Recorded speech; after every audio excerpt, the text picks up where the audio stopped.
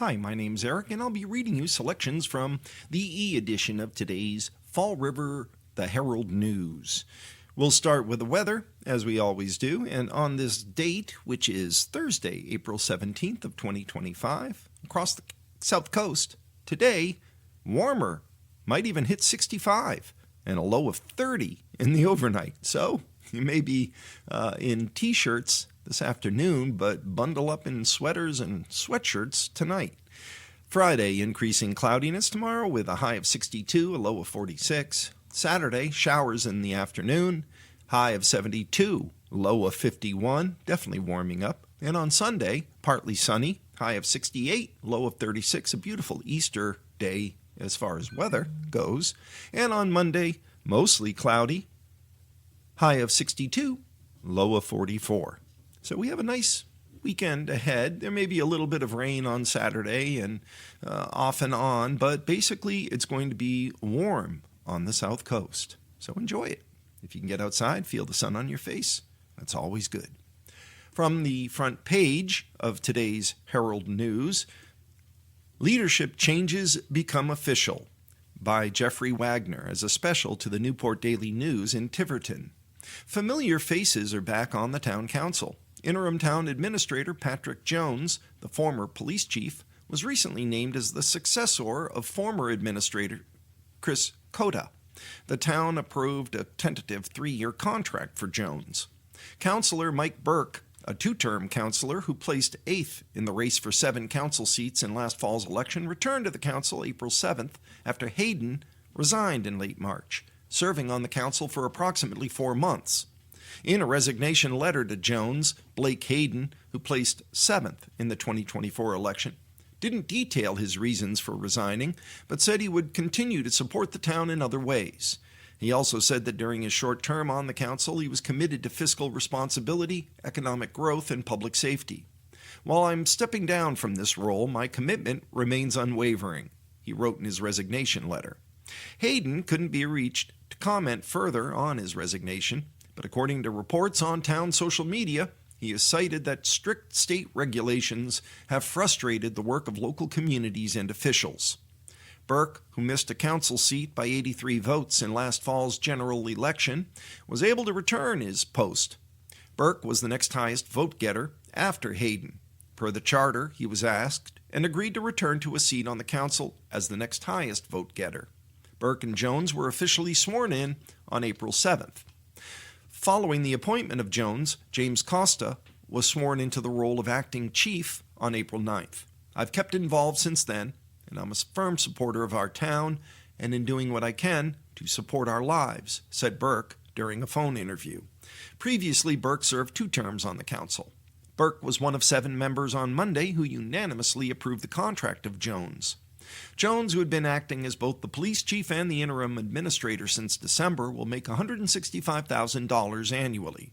That's a 50% increase over Cota's salary of $110,000. According to the contract language, Jones is on a probationary period which commenced in December and will be completed June 4th. If he successfully passes that probationary period, his salary will increase to $175,000 on June 4th. I think there are increases here, but the increases we have here are well justified to bring in a professional with Mr. Jones as our administrator. The rest of the contract looks fantastic, said Councillor Craig Comito. Comito had questions about Jones' expense budget. Citing his former contract as a police chief, Jones said he's allotted $5,000 for training, expenses, and professional development. Council President John Edwards cited the higher salary, but referenced football icon Tom Brady, who left the New England Patriots because they didn't increase his salary or sign him to a longer extension. "It's my view, unlike Patriots owner Robert Kraft, that when Tom Brady's in the building, you don't let him walk out," said Edwards. And the headline above the fold, if there was such a thing in a digital newspaper, 2025 election season begins. Coogan seeks 4th term as Fall River mayor, by Emily Sherney in Fall River. In past election years in Fall River, the day to declare one's intent to run for municipal office is usually a flurry of activity, with candidates making their way to the Office of Elections and Government Center in early morning to retrieve official nomination papers. That day was Monday, April 7th, and as of then, only one mayoral candidate had filed a statement of candidacy and requested nomination papers, joined by newcomers and incumbents vying for seats on the Fall River School Committee or the City Council. The upcoming municipal election to determine these races will take place on Tuesday, November 4th. Incumbent Mayor Paul Coogan has put in a bid for his fourth term, but has yet to officially launch a campaign. According to a search of the Office of Campaign and Political Finance records, Coogan has $49,675.67 in the bank as of April 1st. Carlos Cesar, the former president of the Flint Neighborhood Association, announced his intentions to run for mayor against Coogan in 2 Facebook posts, dated January 28th. In them, he shared with the Portuguese and English-speaking community that his campaign would rally for public safety, making living in Fall River affordable and increasing safety and funding for the city's schools. OCPF records show Cesar has a campaign account of $1,519.28. Thursday, July 17th by 5 p.m. is the final opportunity to request nomination papers, or 48 hours before the deadline to return them on July 19th. On that Saturday, the Elections Department will observe special hours from 9 a.m. to 5 p.m. Some city councilors seek a fresh term, with one newcomer. City Council Vice President Linda Pereira and City Councilors Paul Hart and Andrew Raposo have pulled papers to seek a new term. Newcomer Laura Pacheco will join those seeking re-election. On Facebook, a page dedicated to her run for municipal office that announces, "I'm running for City Council," with a fresh perspective and a strong desire to serve the community. Nathan Sylvia, whose community service has garnered him and his partner Christopher a large following on social media, announced his running for the City Council with the promise, "I'm ready to work for you." City Councilor Laura Jean Sampson announced in a Facebook post dated April 9th that they will not be in the running this election and explained the decision as the best option for my family and the city that I love. She has not returned a request for further comment. Only 2 are in the running for a seat on the school committee. School board member Colin Diaz is seeking a new full term. Diaz has been a member of the school committee since June of 2024. He lost the 2023 school board election, but after the abrupt resignation of former member Sarah Rodrigues, he was called to fill the vacancy as the candidate who had the next highest number of votes. As of April 7th, Randy Scott Dudek is the only other candidate who has sought nomination in a race for a seat on the school committee. Keeping it local and moving inside the paper, it becomes regional pretty quickly. Not a lot of local stories in today's Fall River Herald News. See the list of the state's most notorious serial killers. Well, there's a happy read for you. This is reported by Melina Khan. Massachusetts has one of the lowest violent crime rates in the country, according to U.S. News and World Report. That doesn't mean tragedies don't touch the Bay State. Longtime residents may remember the infamous Boston Strangler, who killed 13 women in the city in the 1960s, or the New Bedford Highway Killer of the late 1980s. There are also a few other notorious serial killers from Massachusetts. By definition, serial killers murder 2 or more victims in separate events, according to the FBI. Here's a look at 5 serial killers from Massachusetts. The Boston Strangler. The so-called Boston Strangler killed 13 women in the Boston area in the early 1960s. Most of them were sexually assaulted and strangled. Albert DeSalvo confessed to the murders and was sentenced to life in prison in 1967. He was killed while incarcerated in 1973. DNA evidence linked him to at least one victim in 2013, though some have doubts about whether DeSalvo committed all the murders himself. A film about the case, starring Keira Knightley, was released on Hulu in 2023. The New Bedford Highway Killer. At least 9 women from the New Bedford area were killed in 1988 and 1989, and their bodies were dumped along Route 140.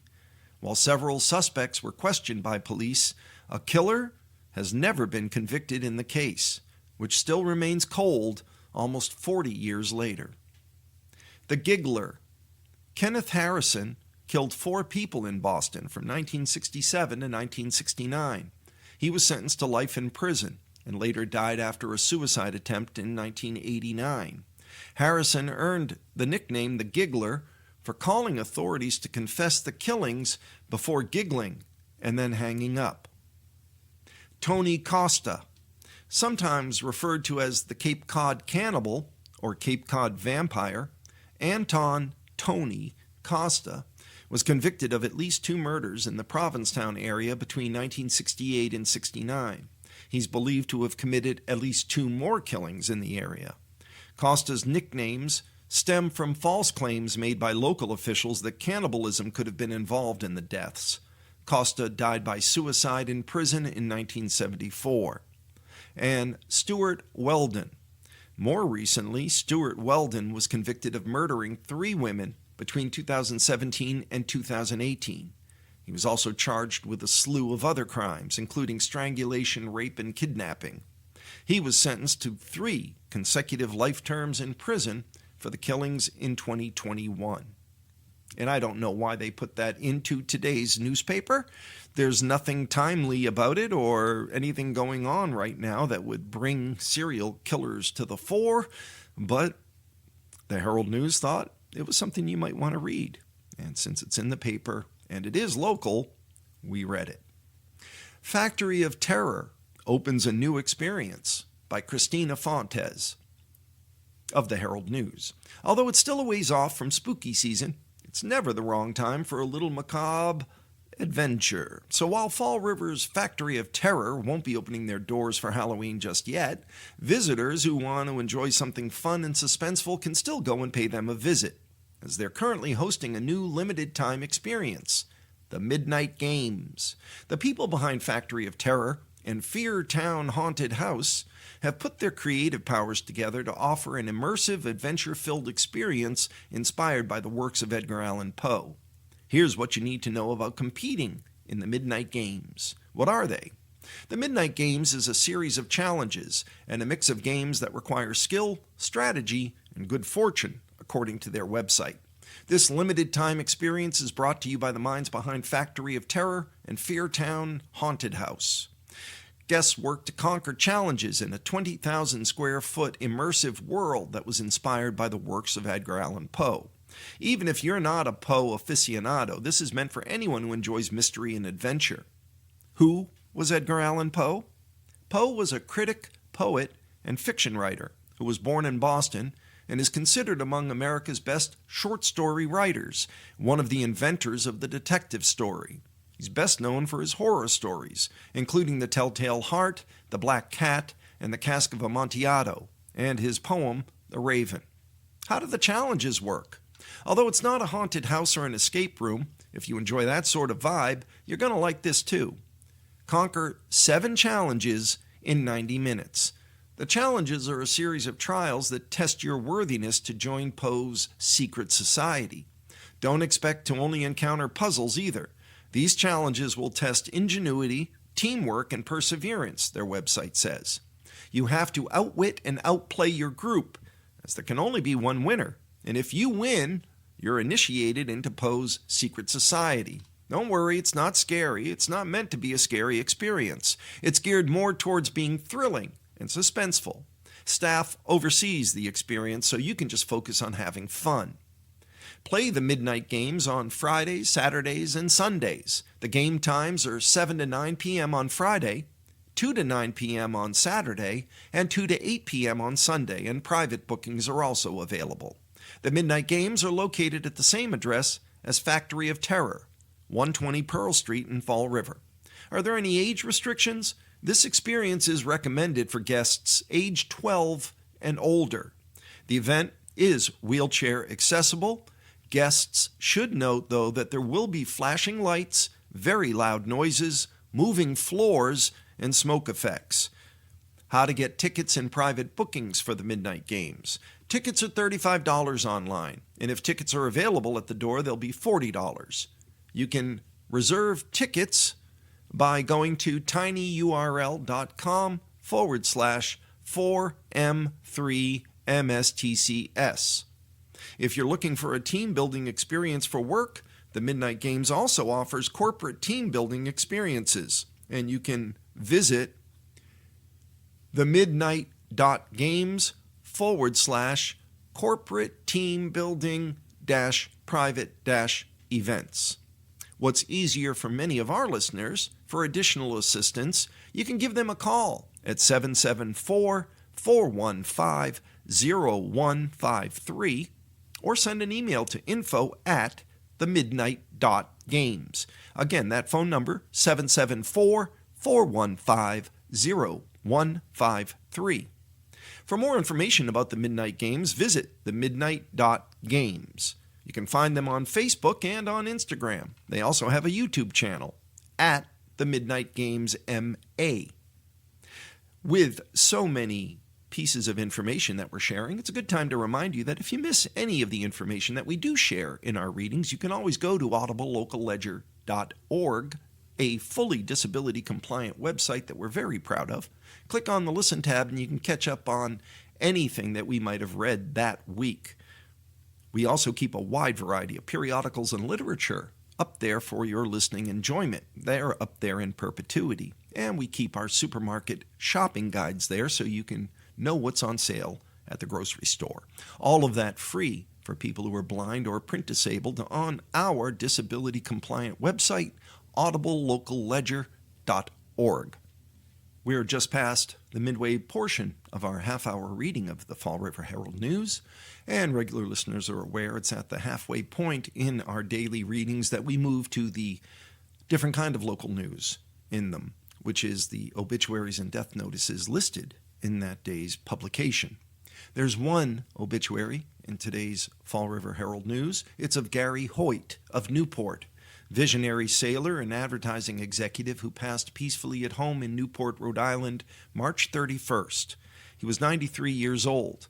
Gary was born in Elizabeth, New Jersey on April 7th of 1931.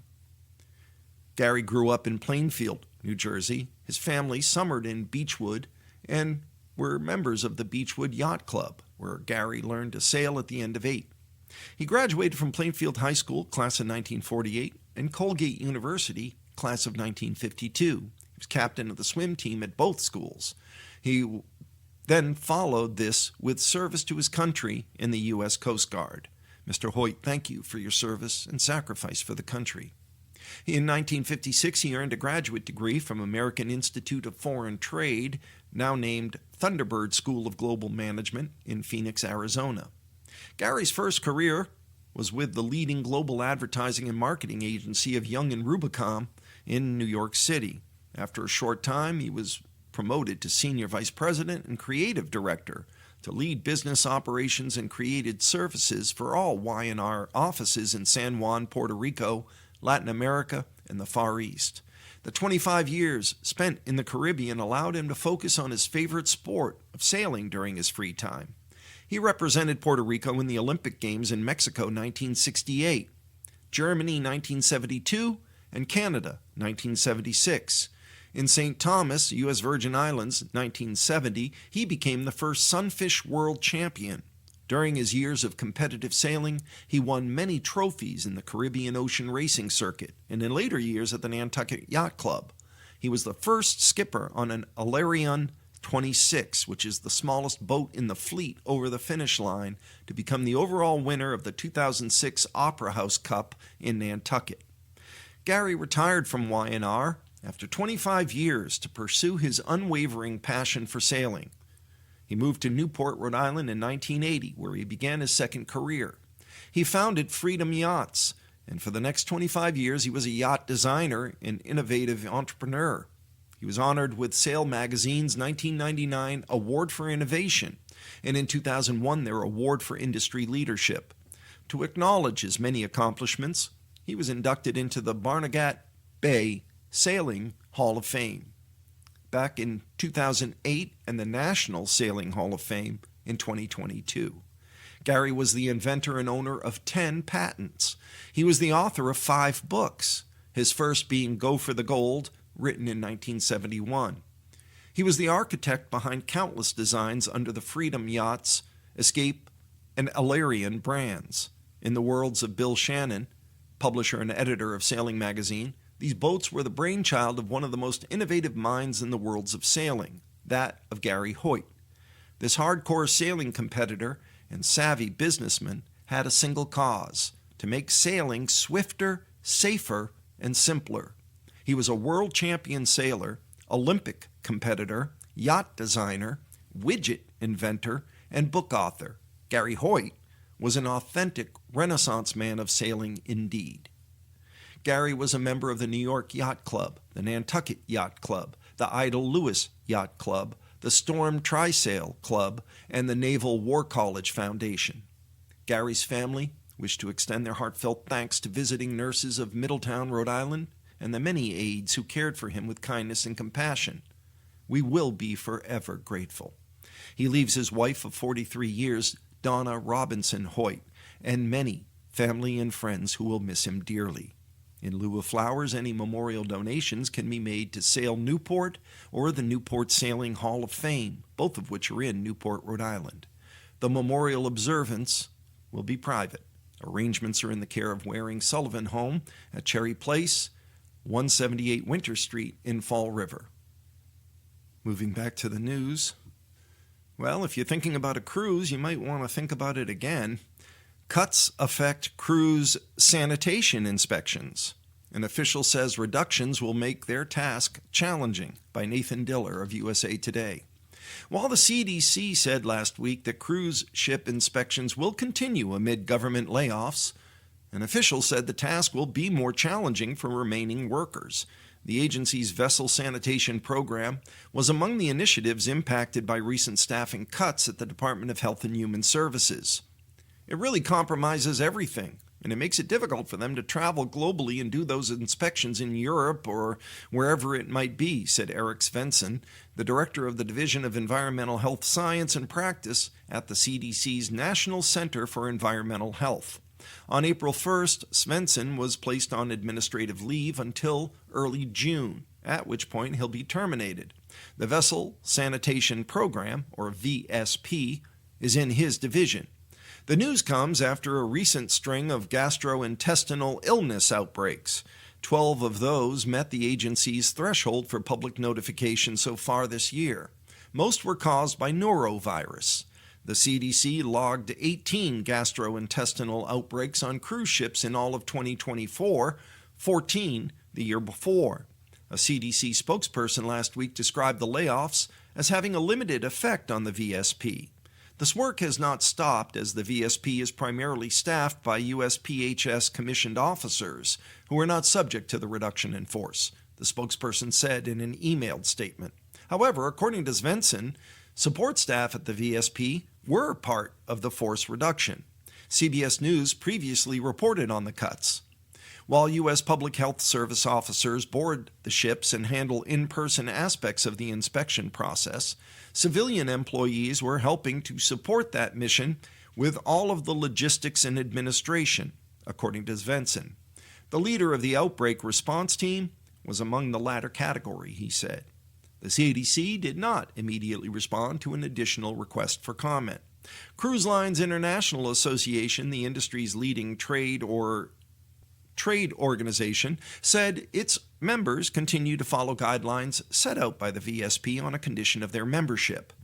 Our current understanding from the CDC is that the Vessel Sanitation Program, known as VSP, which is voluntary, funded by the cruise industry, will continue to operate, CLIA said in an emailed statement.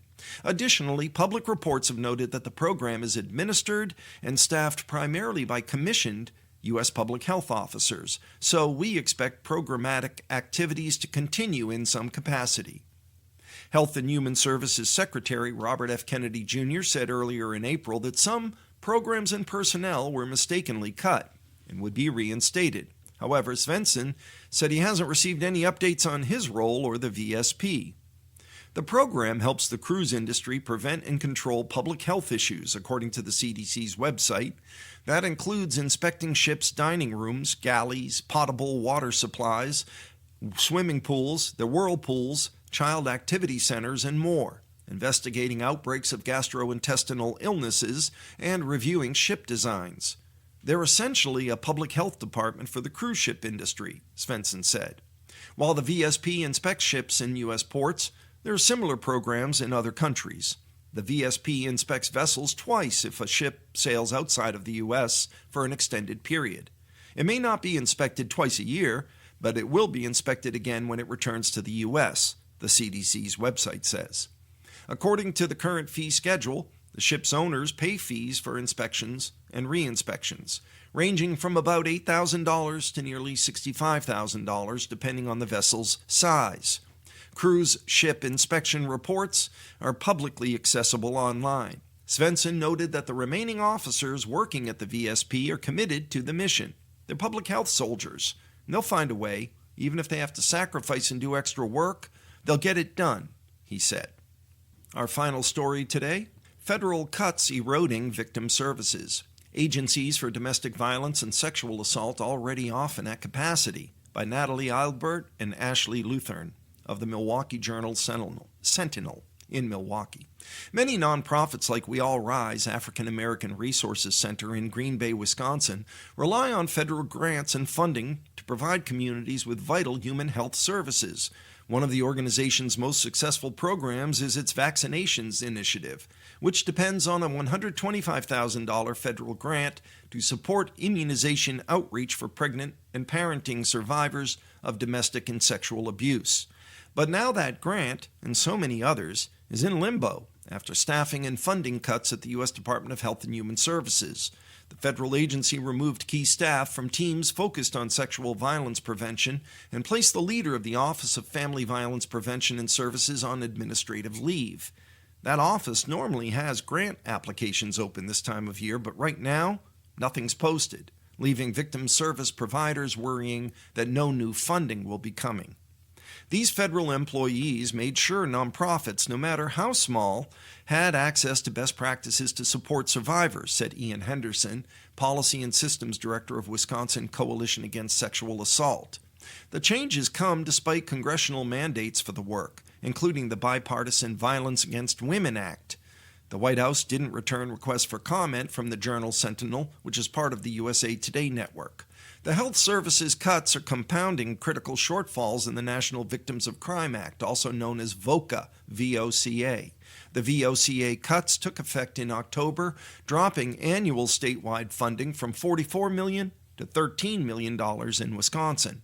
The funding squeeze has meant longer waits on hotlines, fewer hours at shelters, and lost positions at nonprofits that help domestic violence and sexual assault victims. Domestic Abuse Intervention Services, for example, runs the only homicide prevention shelter in Dane County, Wisconsin. But it's always full, and there's always a wait list, said Shannon Barry, its executive director.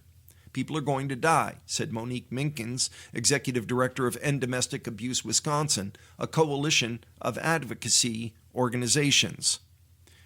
The family violence-specific grants from Health and Human Services date back to the 1980s. It had been considered a stable source of funding, Minkins said. The coalition has used those grants for an annual teen summit on healthy relationships and a conference for advocates of color.